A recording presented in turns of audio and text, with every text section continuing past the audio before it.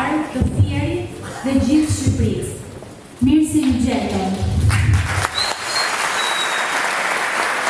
Drejtuar juve dhe për të parë se cili prej jush në sy dhe për t'ju thënë që po, një Shqipëri tjetër mund të ekzistojë.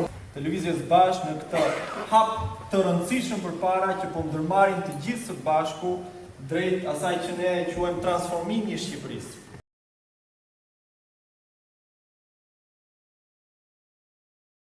E veçanta jonë është që ne nuk duam thjesht ndryshim, ne duam një transformim.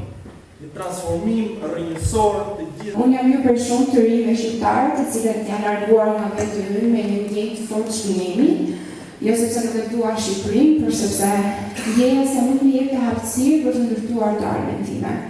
Të parë, në historinë e Shqipërisë do të rokitet derë më derë me të vërtetën.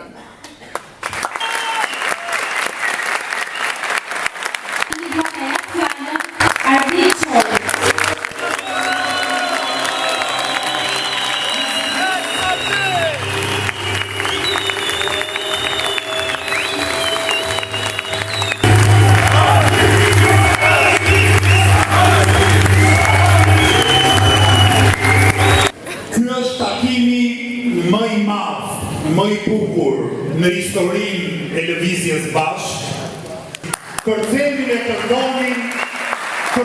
kërkonin njerëz, gra e burra, funde kryet korruptuar. Kërcenin e këndonin ata që sot duhet ishin mbrapa hekurave.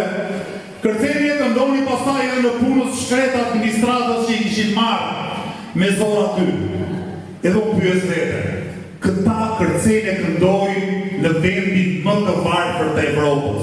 Kërcenin e këndojnë në vendin që ka pensione më të ulta në Evropë. Në një vend që shpenzon për shëndetësi sa gjysma e vendeve të rajonit dhe sa 1/3 e vendeve të zhvilluar. Ata kërcenin e këndojnë një nga vendet më të vjedhura me korrupsion galopant të Evropës. Ata kërcenin e këndojnë një vend ku nëpërmjet ligjit të investitorëve strategjik, nëpërmjet konvencioneve PPP-ve, nëpërmjet lejeve të ndërtimit, vidhet gjithçka që ka vlerë në vendin tonë.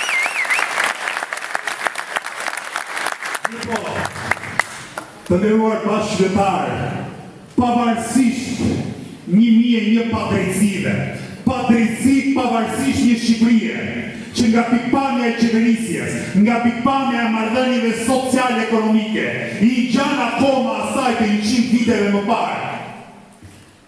Pavarësisht gjithë atyre, e reja po lindë me strukturë të keq paguar,